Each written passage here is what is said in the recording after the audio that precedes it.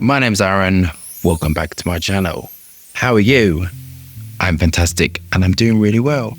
And today I'm reviewing Grey Vetiver by Tom Ford Eau de Toilette and comparing it against Grey Vetiver, the Parfum version, which I've just reviewed. So we're going to go straight into, I'm not going to read anything. I'm just going to go off my initial sort of like thoughts and feelings rather than all the rest of it. I noticed that they bring out a lot of stuff in new packaging.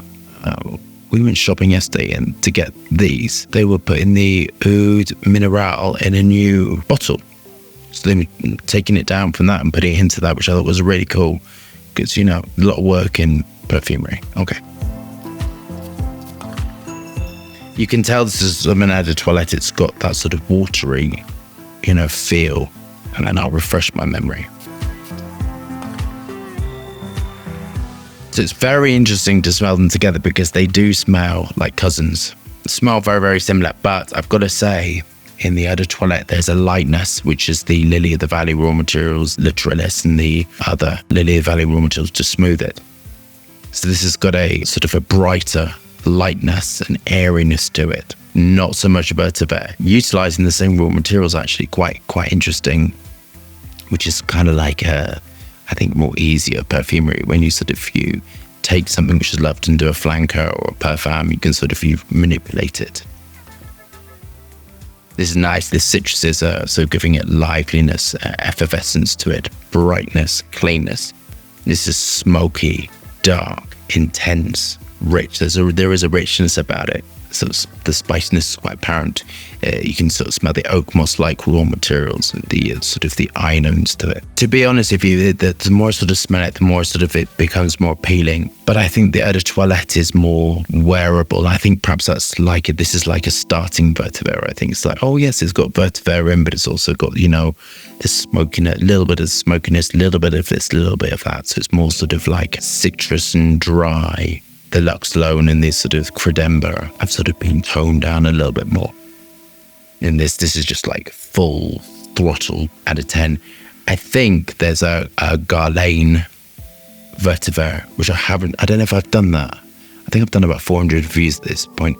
I cannot remember. But the Garlane one, I know that's particularly loved by Vetiver lovers. That would challenge me. And I think this is a little bit more challenging. This, I think, is so easy to wear, the Eau de Toilette. I think it's a shame they discontinued it because I think it's just a grey, snappy, easy to wear, clean, fresh. The Lily of the Valley notes and the linalool raw materials are just giving brightness. This smells like clean, bright, fresh.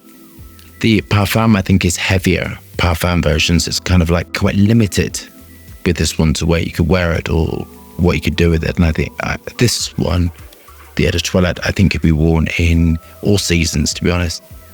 I would totally wear this because it's not too Vetiver. It's kind of like giving you brightness, cleanness. So you could wear this on all occasions. You could wear this to as a signature scent.